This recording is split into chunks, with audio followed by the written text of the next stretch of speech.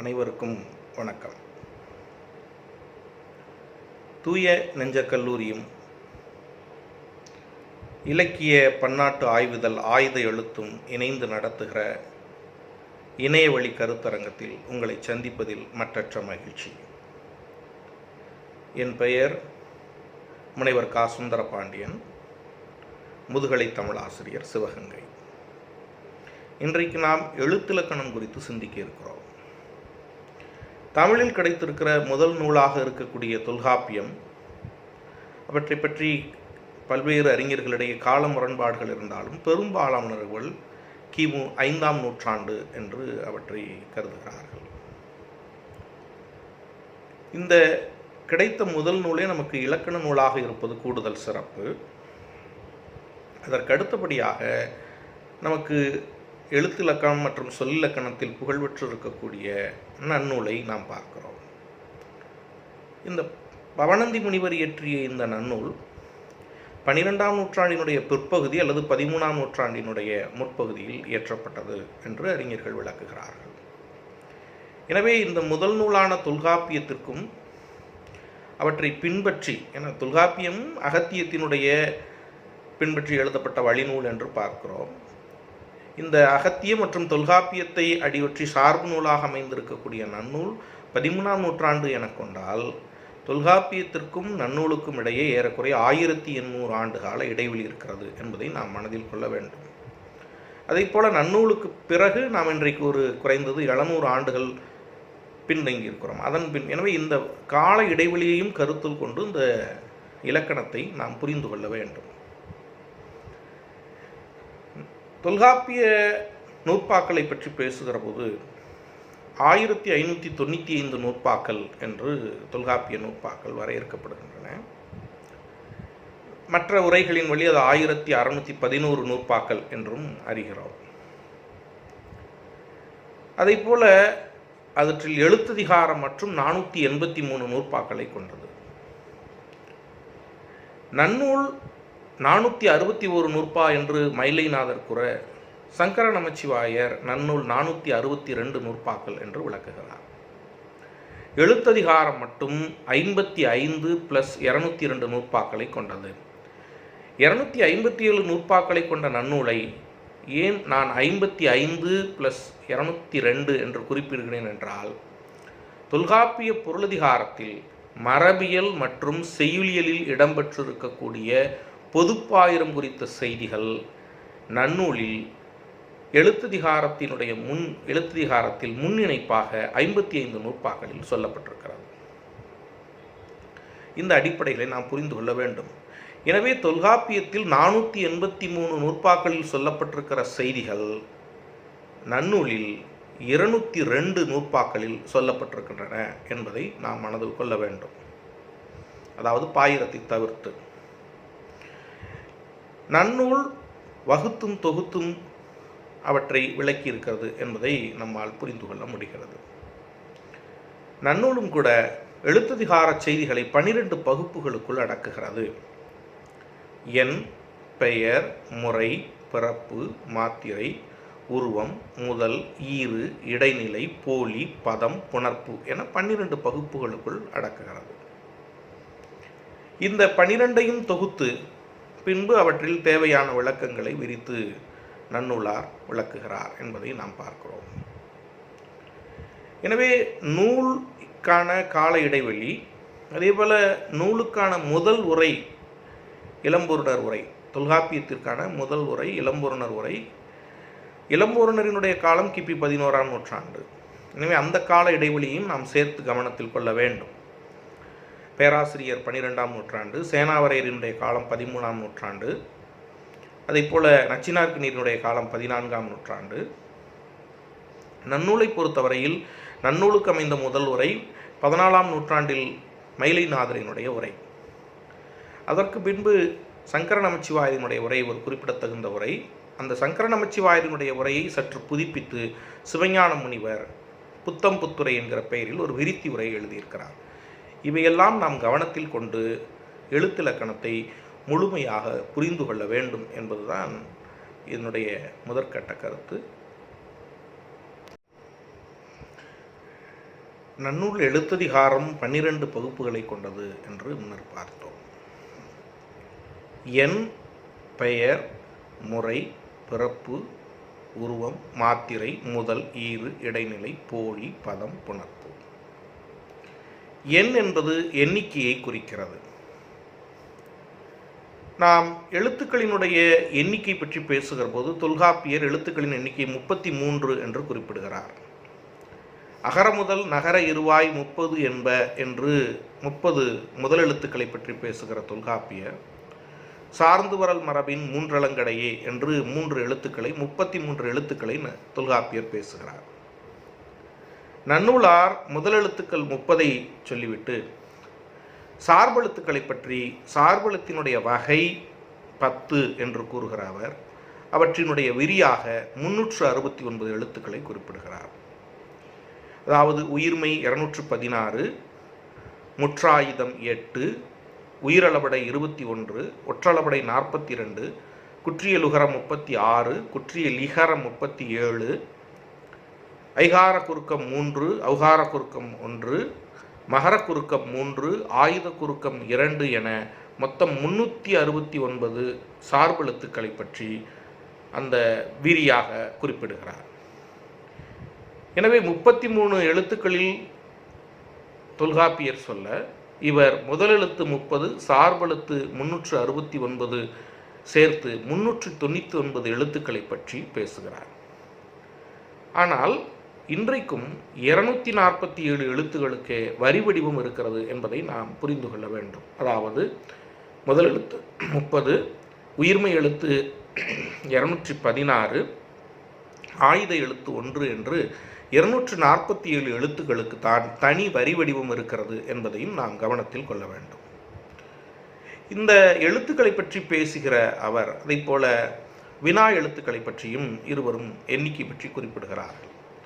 தொல்காப்பியர் வினா எழுத்துக்கள் 3 என குறிப்பிட நன்னூலார் ஏயா முதலும் ஆவோ ஈற்றும் ஏமுன் இருமையும் வினாவாகுமே என்று 5 வினா எழுத்துக்களை பற்றி பேசுகிறார். அதன் பின்பு சுட்டு ஆ ஈ உ என்ற சுட்டு குறித்த செய்திகள் எல்லாம் இந்த இலக்கணிகள் விளக்கி செல்கிறார்கள். பெயர் என்று வருகிற போது பெயர் ஒரு குறிப்பிட்ட காரணத்தின் அடிப்படையில் தோன்றினால் அதற்கு காரண பெயர். குறிப்பிட்ட காரணமின்றி முன்னோர் ஒரு பெயரால் அழைத்திருப்பார்கள், அதை அப்படியே நாம் பின்பற்றி வழங்குகிற பெயரை இடுகுறி பெயர் என்று அழைக்கிறார்கள். இந்த இடுகுறி பெயர் இடுகுறி பொதுப்பெயர் இடுகுறி சிறப்பு பெயர் என்றும், அதே போல காரண பெயர் காரண பொதுப்பெயர் காரண சிறப்பு பெயர் என்றும் 2 வகையாக மேலும் 2 வகையாக மொத்தம் 4 வகையாக பகுத்து நன்னூலார் விளக்குகிறார். மரம் என்பது இடுகுறி பொதுப்பெயர் என கொண்டால் அவற்றில் பனை மரம் அல்லது தென்னை மரம் என்பது இடுகுறி சிறப்பு பெயர். அணிந்து கொள்வதனாலே அணி என்று சொல்லப்படக்கூடிய அந்த அணிகலன்களில் அது காரண பெயர் என்று கொண்டால் காரண பொதுப்பெயர் என்று கொண்டால் காதணி என்பது காரண சிறப்பு பெயராக அமைகிறது என்பதை பார்க்கிறோம்.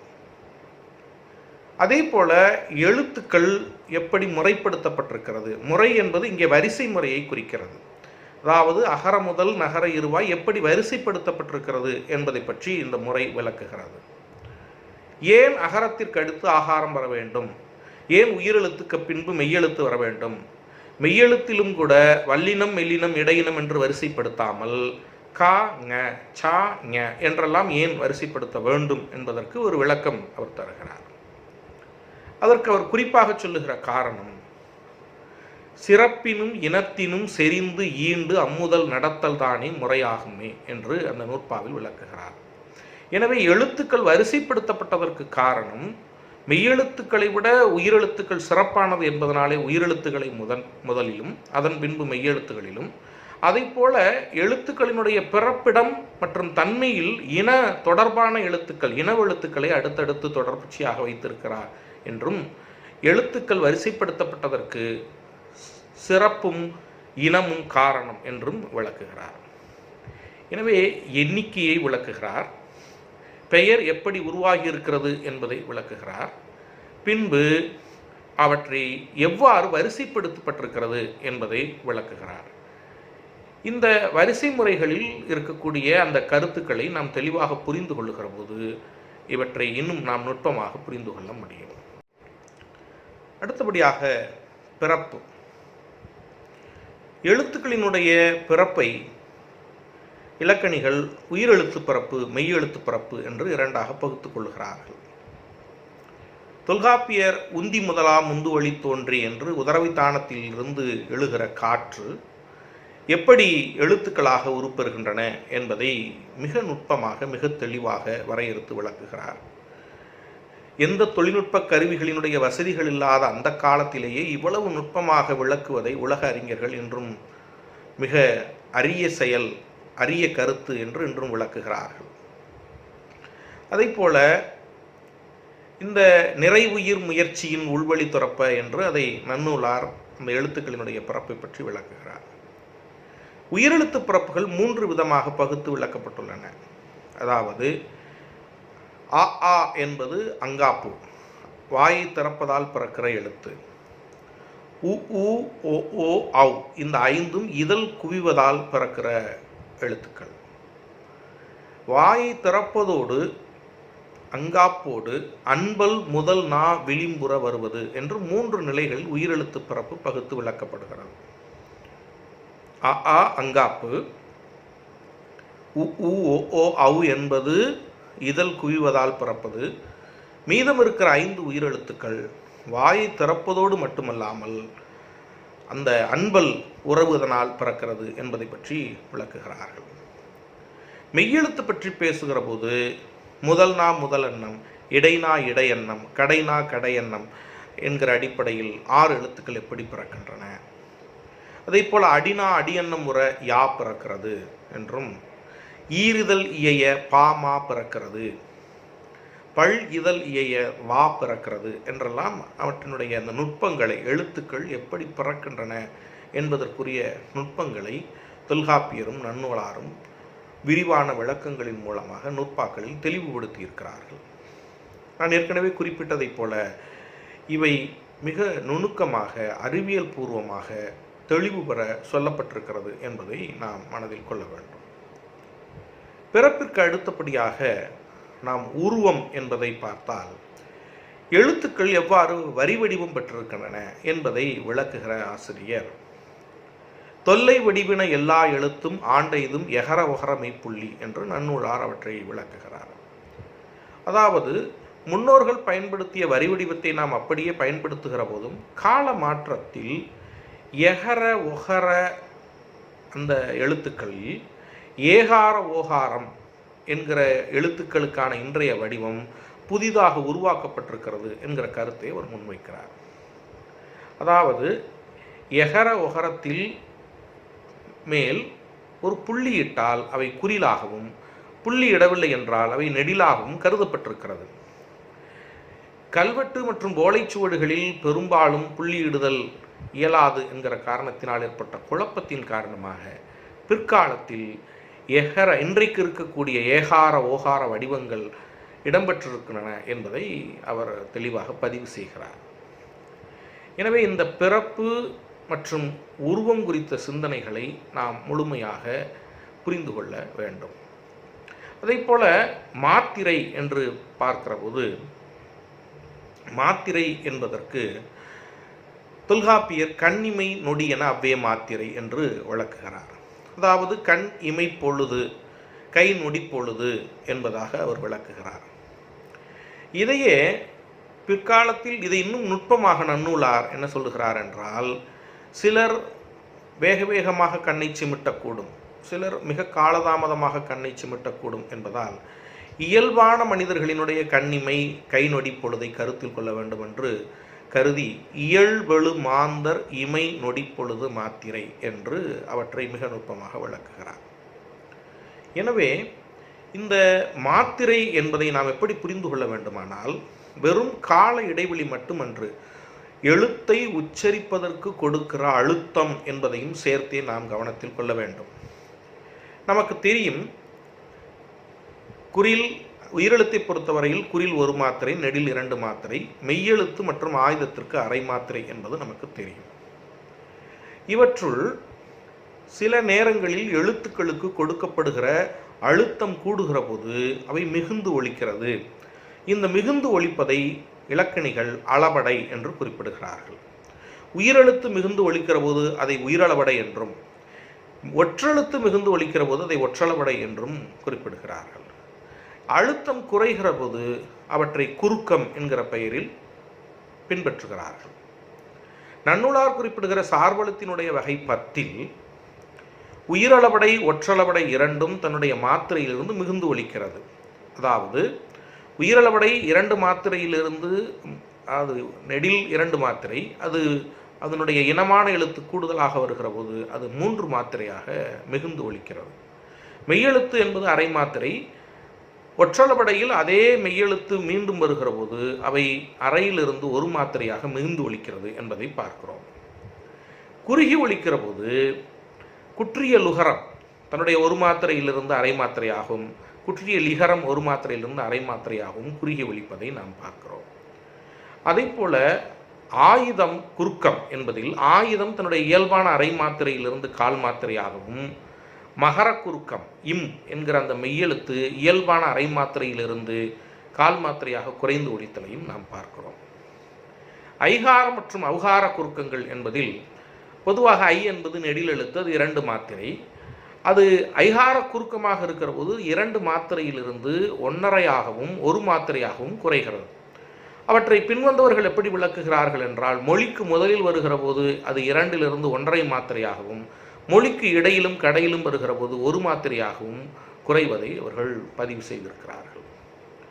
எனவே அதே போலதான் அவுகார குறுக்கமும் அதே அடிப்படையில் அமைகிறது. இந்த சார்பெழுத்துக்கள் 10 உயிர்மை, அதனுடைய உயிர்மையில் குறில் இருந்தால் அது 1 மாத்திரையாகவும், நெடில் உயிர்மை நெடிலாக இருந்தால் அது 2 மாத்திரையாகவும் கருதப்படுகிறது. ஆயுதம் என்பதில் ஆயுத குறுக்கத்தை நாம் பார்த்தோம். அது அரை மாத்திரையிலிருந்து கால் மாத்திரையாக குறைகிறது. ஆயுதம் குறுகாமல் இருந்தால், அது முழுமையாக ஒலித்தால் அதை ஆயுதம் அல்லது முற்றாயுதம் என்று இலக்கணிகள் அவற்றை குறிக்கிறார்கள்.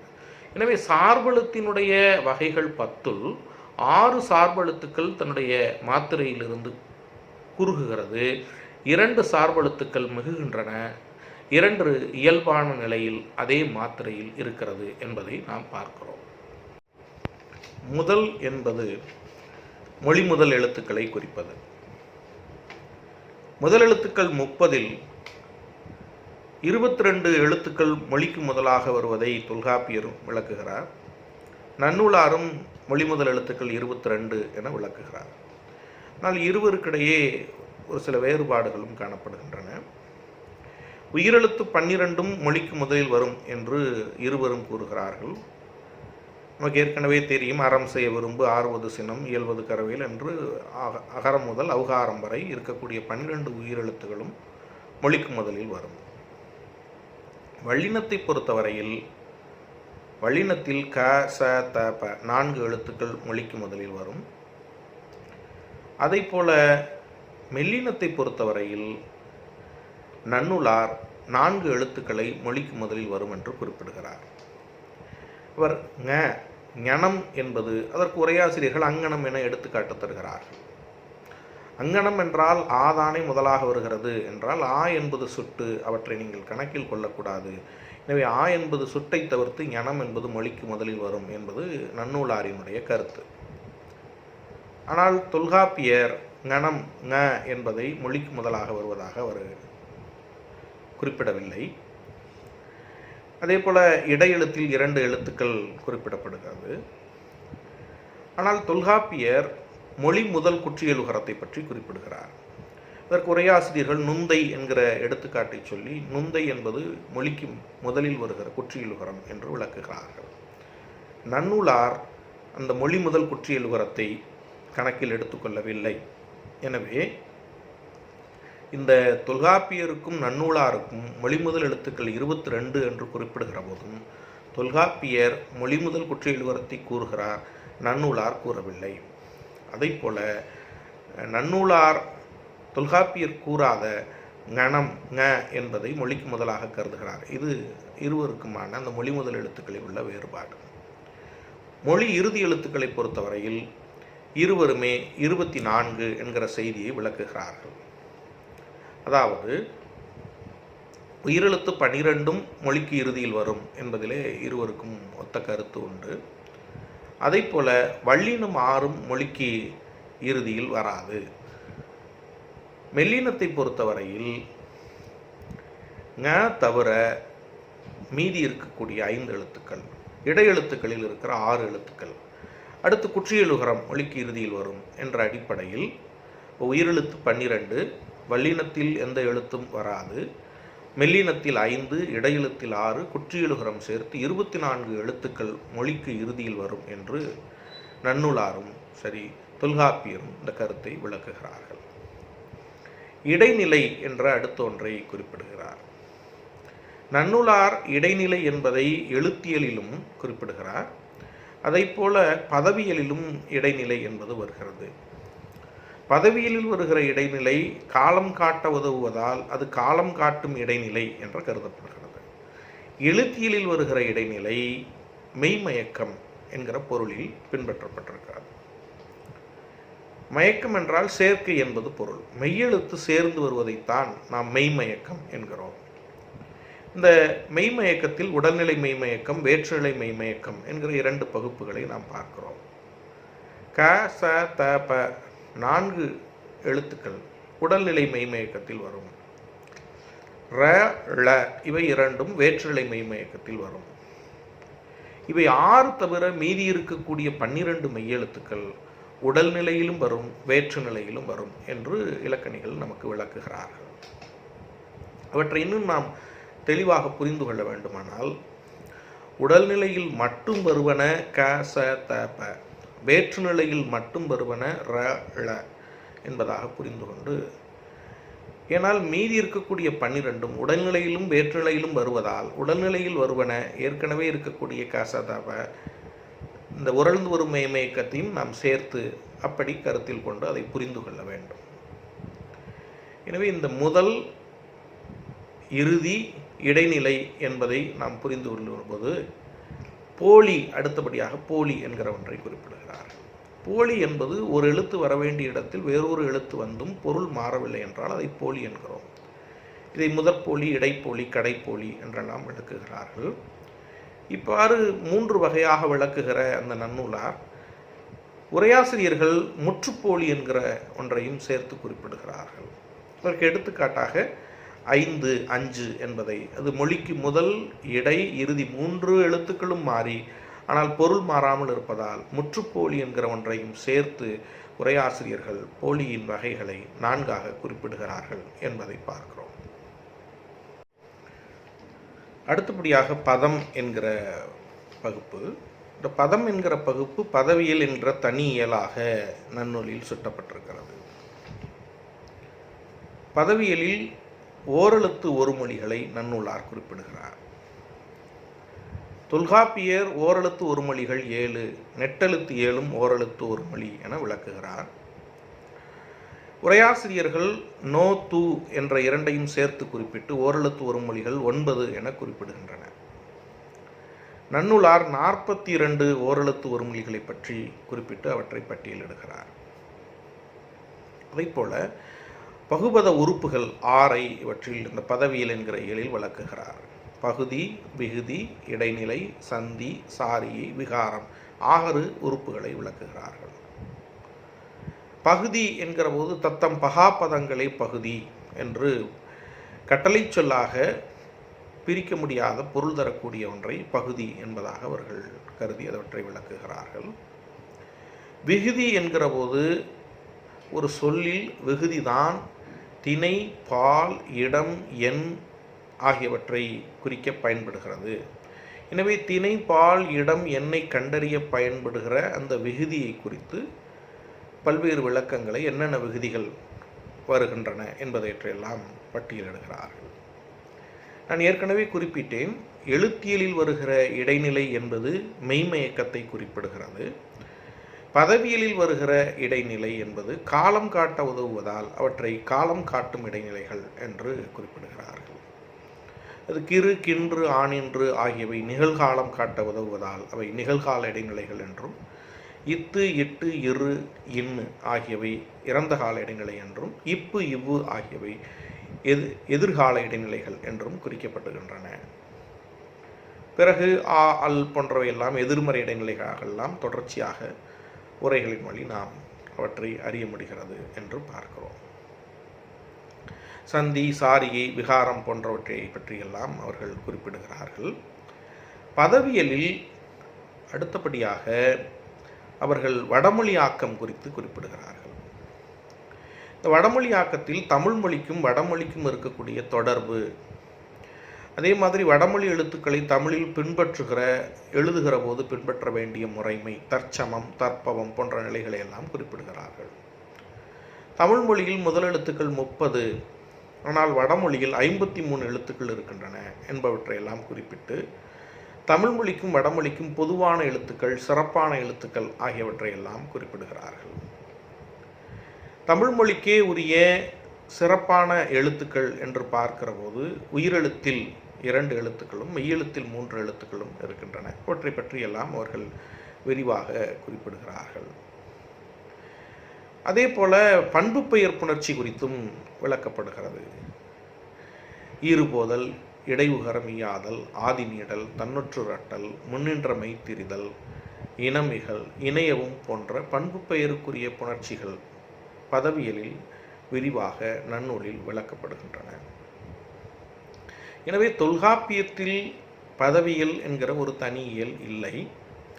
நன்னூலார் இந்த பதவியல் என்கிற ஒரு இயலை, அவர் பதவியலில் சொல்லப்பட்டிருக்கக்கூடிய கருத்துக்கள் பல தொல்காப்பியத்தில் சொல்லப்பட்டிருந்தாலும் பதவியல் என்கிற ஒரு தனி இயல் தொல்காப்பியத்தில் இல்லை. புதிதாக பவணந்தியார் பதவியல் என்கிற ஒரு இயலை பகுத்து அவற்றில் ஓரெழுத்து ஒருமொழிகள், அதை போல பகுபத உறுப்புகளாக பகுதி, விகுதி, இடைநிலை, சந்தி, சாரி, விகாரம் ஆகியவற்றை குறிப்பிட்டு வடமொழியாக்க கருத்துக்களையும் குறிப்பிட்டு பண்பு பெயருக்குரிய புணர்ச்சி விதிகளையும் இந்த பதவியல் என்கிற அந்த இயலில் பகுத்து விரித்து விளக்குவதை நம்மால் பார்க்க முடிகிறது.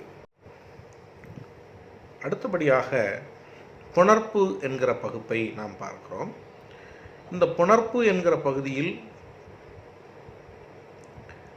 உயிரீற்று புணரியல், மெய்யீற்று புணரியல், உருவு புணரியல் என்கிற 3 இயல்கள், ஒரே பகுப்பில் 3 இயல்கள் இடம்பெற்றிருக்கின்றன. உயிரீற்று புணர்ச்சி, மெய்யீற்று புணர்ச்சி என்பது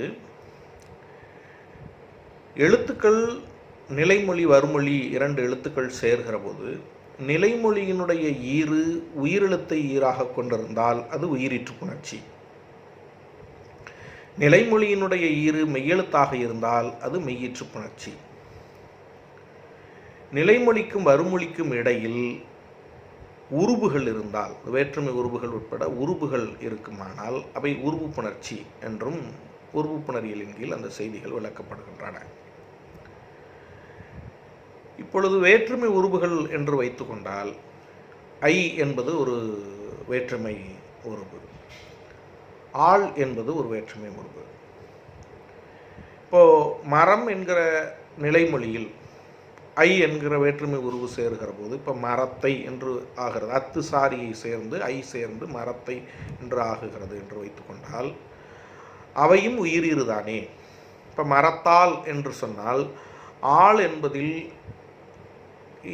அத்து சாரியை சேர்ந்து ஆள் என்கிற அந்த உருவு சேருகிற போது இல் என்கிற அந்த இறுதி எழுத்தில் மெய்யை ஈராக கொண்டு இருந்தாலும் கூட ஏன் அவை உருவு புணரியல் என்கிற தனி இயலாக பகுத்திருக்கிறார்கள் என்றால், இயல்பாக ஆ முதல் அவ்வரை இருக்கக்கூடிய உயிரெழுத்தை ஈராக கொண்டிருக்கிற போது வருகிற விதிகள், அதே போல் மெய்யெழுத்து ஈராக கொண்டு வருகிற போது ஏற்படுகிற விதிகளுக்கும் உருவுகளை நிலைமொழி இறுதி பெற்றிருக்கும் போது இருக்கக்கூடிய விதிகளும் வேறுபடுகின்றன. எனவே உருவுகளை தனியாக, உருவுகளை பெறுகிற போது ஏற்படுகிற மாற்றங்களை தனியாக உருவு புணரியலில் விளக்குகின்றார். தொல்காப்பியரும் அவ்வாறு அவற்றை விளக்குகிறார் என்பதை நாம் பார்க்கிறோம். இந்த உயிரீற்று புணர்ச்சி மற்றும் மெய்யீற்று புணர்ச்சி மற்றும் உருவு புணரியலில் சில முதன்மையான நூற்பாக்களை நாம் கவனத்தில் கொள்ள வேண்டும். உடல் மேல் உயிர் வந்து ஒன்றுவது இயல்பே என்கிற ஒரு விதியை நாம் பெரும்பாலும் அறிந்திருப்போம். அதாவது நிலைமொழியினுடைய இறுதி எழுத்து மெய்யெழுத்தாக இருந்து வறுமொழியினுடைய முதலெழுத்து உயிரெழுத்தாக இருக்குமானால் அவை இரண்டும் சேர்ந்து இயல்பாக உயிர்மை எழுத்தாக மாறுகிற ஒன்றை பற்றி நாம் படித்திருப்போம். கடல் ப்ளஸ் அலை, கடல் அலை என்று அவற்றை நாம் விளங்கிக் கொள்கிறோம்.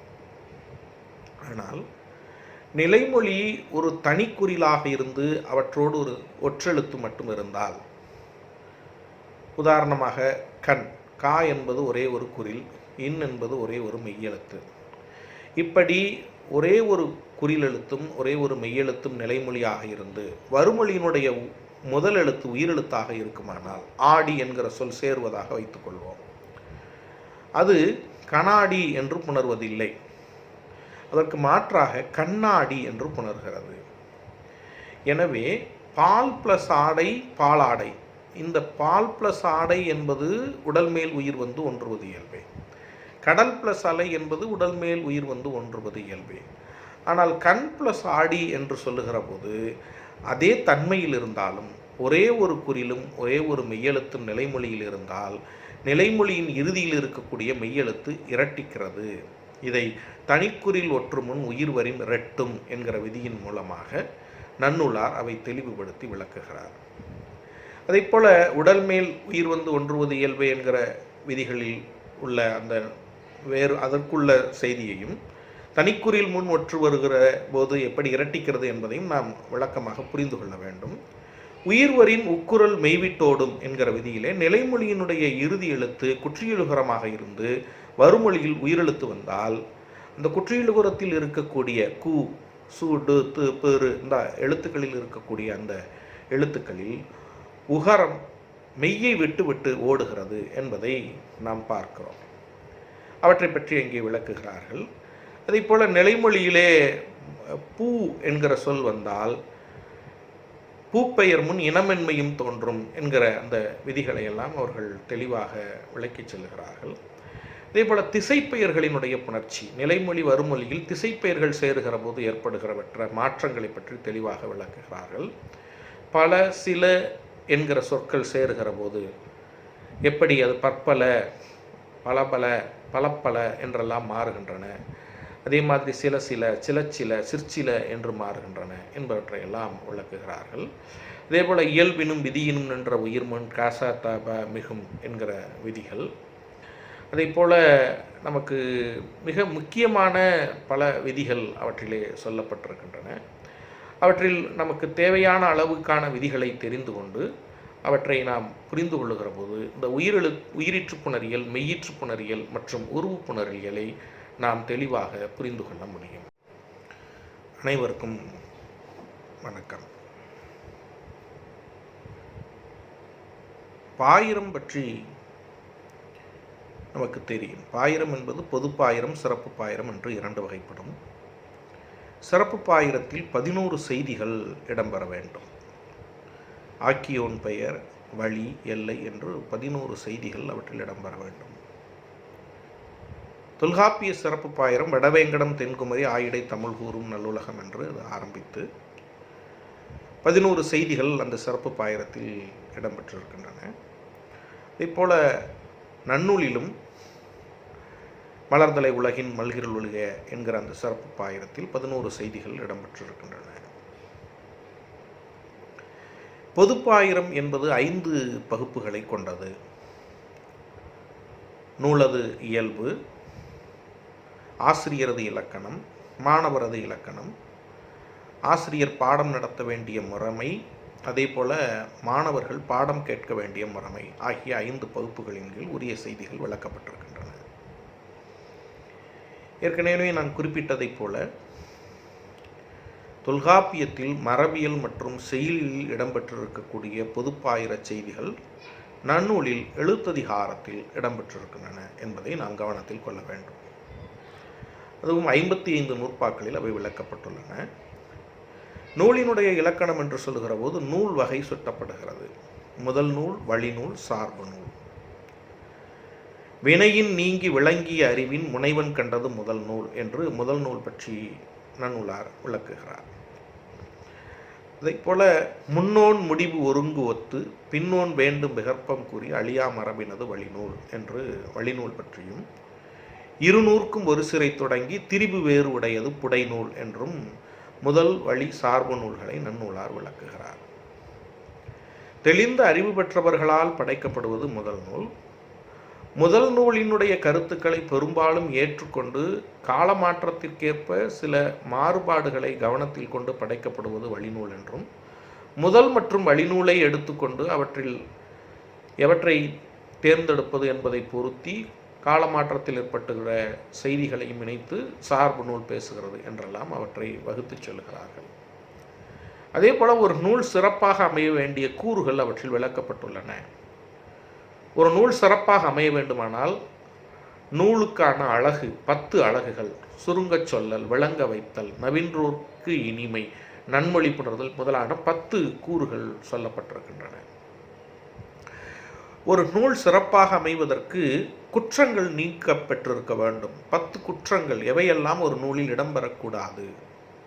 குன்றக்கூறல், கூறியது கூறல், மாறுபலக்கூறல் முதலான 10 கூறுகள் இடம்பெறக்கூடாது என்பதை விளக்கியிருக்கிறார்கள். 7 வகையான மதங்களை பற்றி விளக்கியிருக்கிறார்கள்.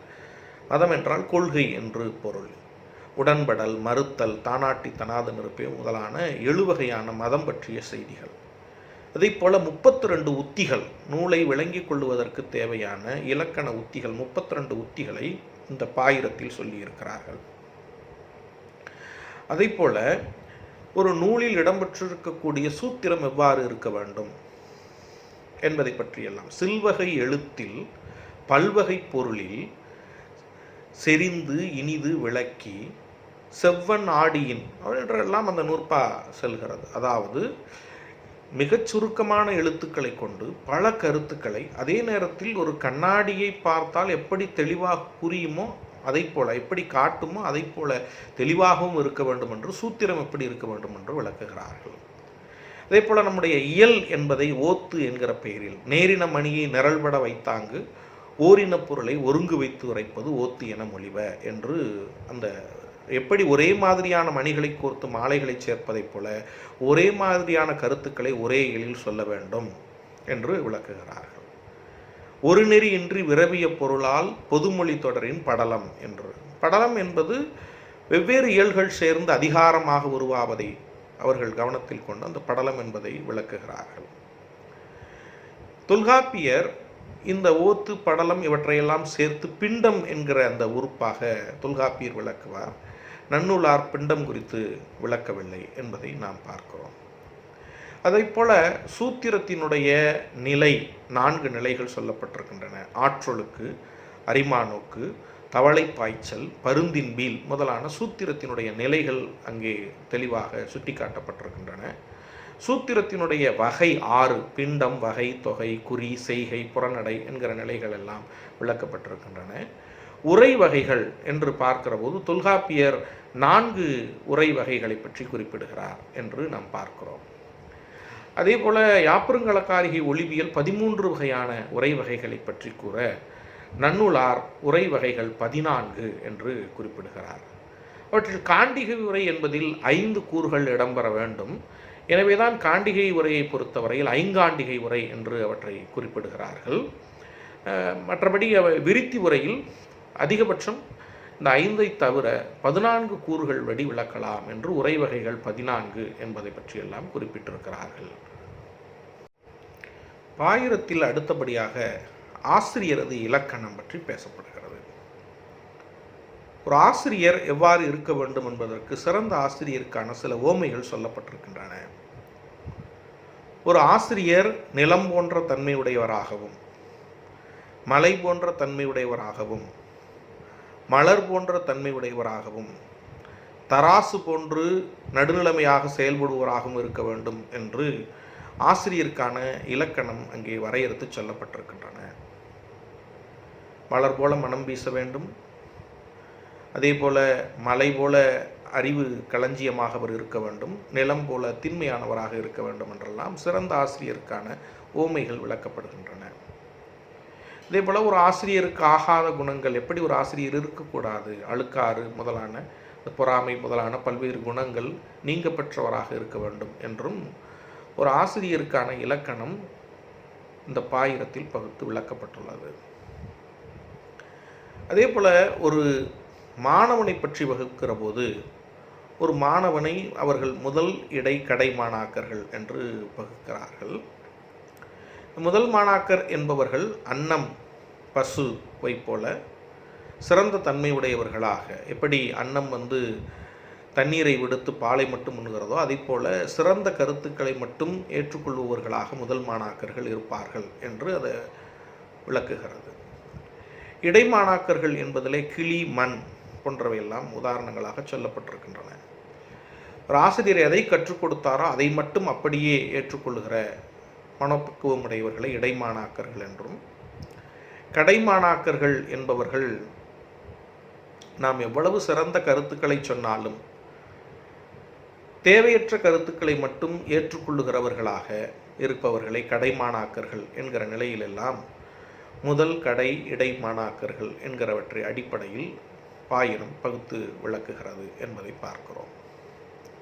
அதே போல மாணவர் ஆகாதவர்கள் என்பவர்கள் பற்றிய ஒரு பட்டியலும், எப்படி ஆசிரியராகாதவருக்கான ஒரு விளக்கப்படுகிறதோ அதே போல ஒரு கல் உண்பவன், சோம்பல் உடையவன், பொறாமை குணம் பெற்றிருக்கவன் போன்றவர்களெல்லாம் மாணவனாக இருக்க முடியாது என்பது பற்றி, எப்பொழுதுமே தூக்கத்தில் இருப்பவன் என்பவற்றையெல்லாம் மாணவர் ஆகாதவர்கள் என்கிற பட்டியலையும் அவர் கொடுக்கிறார். எப்படி பாடம் நடத்த வேண்டும் என்கிற முறை பற்றி பேசுகிற போது, கொள்வோன் கொள்வகை அறிந்து கோட்டமில் மனத்தில் நூல் கொடுத்தல் என்று விளக்குகிறார். அதாவது மாணவர்கள் எப்படி சொன்னால் புரிந்து கொள்ளுவார்கள் என்பதை அறிந்து கொண்டு அவர்கள் மனம் கொள்ளுகிற வகையில் ஒரு ஆசிரியர் பாடம் நடத்த வேண்டும் என்பதை இங்கே நுட்பமாக விளக்குகிறார்கள். அதே போல ஒரு மாணவன் எப்படி பாடம் கேட்க வேண்டும் என்று விளக்குகிறார்கள். இருவன இருந்து சொல்லென சொல்லி கேட்டவை கேட்டது விடாது உளத்தமைத்து போ என போதல். மாணவர்கள் ஆசிரியர் சொல்லுவதை முழுமையாக உள்வாங்கிக் கொண்டு அவர் இரு என்றால் இருக்க வேண்டும், சொல்லென்றால் சொல்ல வேண்டும், ஆசிரியர் சொன்ன நற்கருத்துக்களை மனதில் பதிய வைத்து கொண்டு அந்த பாடத்தை நன்கு புரிந்து கொள்ள வேண்டும் என்பது பற்றியெல்லாம் மிக தெளிவாக அவற்றிலே விளக்குகிறார்கள். அதே போல யார் மாணவர் ஆக முடியும் என்பது பற்றியும் விளக்குகிறார்கள். தன்மகன், மண்மகன், ஆசான் மகன், பொருள் நனி கொடுப்போன் போன்றவர்களெல்லாம் மாணவர்களாக ஏற்றுக்கொள்ளலாம் என்றெல்லாம் அவர்கள் அந்த பாயிரத்தில் விளக்குகிறார்கள். அதே போல பாயிரத்திற்கு வழங்கப்படுகிற வேறு பெயர்கள், பாயிரத்திற்கு 7 வகையான பெயர்கள் வழங்கப்படுகின்றன. புறவுரை, தந்துரை, புனைந்துரை, பாயிரம், முகவுரை என்றெல்லாம் 7 பெயர்கள் வழங்கப்படுகின்றன. அது பற்றியும், பாயிரம் எந்த அளவு ஒரு நூலுக்கு முதன்மையானது, 1000 பக்கம் அகன்றதாயினும் பாயிரம் அல்லது பணுவலன்றே. எனவே எவ்வளவு விரிவான நூலாக அமைந்திருந்தாலும் சரி, அல்லது சுருக்கமான நூலாக அமைந்திருந்தாலும் சரி, நூல் பற்றிய செய்திகளை முழுமையாக உணர்ந்து கொள்வதற்கு பாயிரம் என்பது முதன்மையானது என்பவற்றையெல்லாம் இந்த பொதுப்பாயிரத்திலே விளக்கியிருக்கிறார்கள். அவை 55 நூற்பாக்களாக விளக்கப்பட்டு எழுத்ததிகாரத்தினுடைய, அதாவது நன்னூல் எழுத்ததிகாரத்தினுடைய 5 இயல்களில் விளக்கப்படாமல் 5 இயல்களுக்கு முன் இணைப்பாக அவற்றை விளக்கிவிட்டு அதன் பிறகு எழுத்தியல், பதவியல் என்று இயல்களில் பல செய்திகளை நன்னூலார் விரிவாக விளக்கிச் செல்கிறார் என்பதை பார்க்கிறோம். எனவே எழுத்ததிகாரத்தை நாம் புரிந்து கொள்ள வேண்டுமானால் நாங்கள் மேற்சொன்ன விஷயங்களை எல்லாம் நீங்கள் தெளிவுபட புரிந்து கொண்டால் எழுத்ததிகாரத்தை மிகச் சிறப்பாக புரிந்து கொள்ள முடியும். நான் ஏற்கனவே சொன்ன கருத்துக்களை இப்பொழுது மிகச் சுருக்கமாக தொகுத்து சொல்கிறேன். தொல்காப்பியம் என்பது தமிழில் கிடைத்த முதல் இலக்கண நூல். இந்த தொல்காப்பியத்தில் இளம்பூர்ணர் உரைப்படி 1595 நூற்பாக்கள் நமக்கு கிடைக்கின்றன. நச்சினார்க்கினியர் மற்றும் பேராசிரியர்கள் உரைகளை தொகுத்து பார்க்கிற போது 1611 நூற்பாக்கள் இடம்பெற்றிருக்கின்றன. நன்னூலில் மொத்தம் 462 நூற்பாக்கள், சங்கர நமச்சிவாயர் கூற்றுப்படி 462 நூற்பாக்கள் இடம்பெற்றிருக்கின்றன. எழுத்ததிகாரத்தை பொறுத்தவரையில் தொல்காப்பியம் 483 நூற்பாக்களை கொண்டிருக்கிறது. நன்னூல் 55 நூற்பாக்கள் பாயிரம், பாயிரம் நீங்களாக 202 நூற்பாக்களை எழுத்ததிகாரம் பெற்றிருக்கிறது. தொல்காப்பியத்தில் நூல் மரபு, மொழி மரபு, பிறப்பியல், புணரியல், தொகை மரபு, உருவியல், உயிர் மயங்கியல், புள்ளி மயங்கியல், குற்றியலுகரப்புணரியல் என 9 இயல்களில் சொல்லப்பட்ட கருத்துக்கள் நன்னூலில் எழுத்தியல், பதவியல், உயிரீற்று புணரியல், மெய்யீற்று புணரியல், உருவு புணரியல் என 5 இயல்களில் சுருக்கமாகவும் நுட்பமாகவும் செறிவாகவும் விளக்கப்பட்டுள்ளது. அதைப்போல நூற்பாக்களும் மிகச் சுருக்கமாக சுருக்கி வகுத்தும் தொகுத்தும் விளக்கப்பட்டுள்ளன என்பதை பார்த்தோம். நன்னூல் எழுத்ததிகாரத்தினுடைய பகுப்புகளாக 12 பகுப்புகளை கூறுகின்றன. எண், பெயர், முறை, பிறப்பு, உருவம், மாத்திரை, முதல், ஈறு, இடைநிலை, போலி, பதம், புணர்ப்பு என்கிற 12 பகுப்புகளுக்குள் அவற்றை அடக்கி விளக்குகிறது. எண் என்பது எண்ணிக்கையையும், முறை என்பது எழுத்துக்கள் வரிசைப்படுத்தப்பட்டிருக்கக்கூடிய முறை என்பதையும், பெயர் என்பது காரண பெயரா அல்லது இடுகுறி பெயரா என்கிற அடிப்படையிலும், உருவம் என்பது எழுத்துக்களினுடைய உருவம் எப்படி எகர ஒகரம் என்பது ஏகார ஓகாரம் என்கிற எழுத்து வடிவடிவம் பெற்றிருக்கிற மாற்றம் குறித்தவற்றிலே விளக்கப்பட்டுள்ளது. மாத்திரை என்பதிலே நாம் ஏற்கனவே குறிப்பிட்டதைப் போல எழுத்துக்களை உச்சரிப்பதற்கு பயன்படுத்துகிற கால அளவு மற்றும் அந்த எழுத்துக்களை உச்சரிப்பதற்கு கொடுக்கிற அழுத்தம் அவற்றில் எப்படி அந்த தன்மைகளுக்கேற்ப எப்படி அளவு அந்த மாத்திரை உயர்கிறது அல்லது குறைகிறது என்கிற செய்திகள் எல்லாம் விளக்கப்பட்டுள்ளன. மொழிக்கு முதலில் வருகிற எழுத்துக்கள், மொழிக்கு இறுதியில் வரக்கூடிய எழுத்துக்கள், அதே போல் மொழிக்கு இடையில் வரக்கூடிய மெய்மயக்கம் குறித்த செய்திகள், போலி குறித்த செய்திகள், அதே போல் இந்த பதம் என்கிற ஒன்று தனி இயலாக வகுக்கப்பட்டிருக்கிறது. பதவியல் என்கிற தனி இயல் தொல்காப்பியத்தில் இல்லை. அதே போல் உயிரீற்று புணரியல், மெய்யீற்று புணரியல் மற்றும் உருவு புணரியலில் நிலைமொழியினுடைய தன்மைக்கு ஏற்ப அவை உயிரீராக இருந்தால் அது உயிரீற்று புணரியல், மெய்யீராக இருந்தால் அது மெய்யீற்று புணரியல், நிலைமொழியினுடைய இறுதியில் உருவுகள் சேர்கிற போது அது உருவு புணரியல் என்கிற பகுப்பின் கீழ் வருகின்றன என்பவற்றையெல்லாம் அவர்கள் விளக்கி சொல்லுகிறார்கள். பாயிரத்தை பொறுத்தவரையில் இந்த பாயிரத்தில் சிறப்பு பாயிரத்தில் 11 செய்திகள் இடம்பெற வேண்டும். பொது பாயிரத்தை பொறுத்தவரையில் நூலினுடைய வகை பற்றி முதல் நூல், வழிநூல், சார்பு நூல், அவற்றிலே சூத்திரம், அந்த சூத்திரத்தினுடைய நிலை 4 ஆற்றலுக்கு, அரிமானோக்கு, தவளை பாய்ச்சல், பருந்தின்வீல், சூத்திரத்தினுடைய வகை 6 என்று விளக்கி சொல்கிறார்கள். அதே போல் இந்த பாயிரத்தினுடைய சிறப்பு எவ்வளவு பெரிய நூலாக இருந்தாலும் பாயிரம் மிக முதன்மையானது. அதே போல் பாயிரத்திற்கு வழங்கப்படுகிற வேறு பெயர்கள் 7 விதமான பெயர்கள் அங்கே சுட்டி காட்டப்படுகின்றன. அதே போல் நூலுக்கு இருக்கக்கூடிய 10 அலகுகள், 10 குற்றம், 7 வகையான மதம், 32 வகையான உத்திகள் எல்லாம் பாயிரத்திலே இந்த பொது பாயிரத்திலே விளக்கி சொல்லப்பட்டிருக்கின்றன. சிறப்பு பாயிரத்தில் 11 செய்திகள், பொது பாயிரத்தில் 5 பகுப்புகளின் கீழ் உரிய செய்திகள் விளக்கப்பட்டிருக்கின்றன. எழுத்ததிகாரத்தை நாம் மேலும் தெளிவாக புரிந்து கொள்வதற்கு நமக்கு எளிய உரைகள் பல கிடைக்கின்றன. சிவஞான முனிவரினுடைய விருத்தி உரை நாம் நூலை மிகச்சிறப்பாக புரிந்து கொள்வதற்கு உதவும். எழுத்ததிகாரம், சொல்லதிகாரம் சேர்த்து தென்னிந்திய சைவ சித்தாந்த பதிப்பு கழகம் அந்த விருத்தி உரையை வெளியிட்டிருக்கிறது. அவற்றை நாம் படித்து கொண்டால், அவற்றை மிக தெளிவாக படித்து கொண்டால் நாம் இலக்கணத்தை முழுமையாக புரிந்து கொள்ள முடியும். அதை போல நாம் தொல்காப்பியத்தை புரிந்து கொள்வதற்கு உரையாசிரியர்களினுடைய கருத்து மிக முக்கியமாக நமக்கு பயன்படும். சிவலிங்கனார் அவர்களினுடைய உலகத்தமிழ் ஆராய்ச்சி நிறுவனம் வெளியிட்டிருக்கிற உரை வளம் என்பது எல்லா உரையாசிரியர்களினுடைய கருத்துக்களையும் சொல்லி அவற்றில் சிவலிங்கனாரினுடைய ஆய்வுரையும் இடம்பெற்றிருக்கிறது. அந்த நூலையும் நீங்கள் இணைத்து படித்தால் எழுத்ததிகாரத்தை முழுமையாக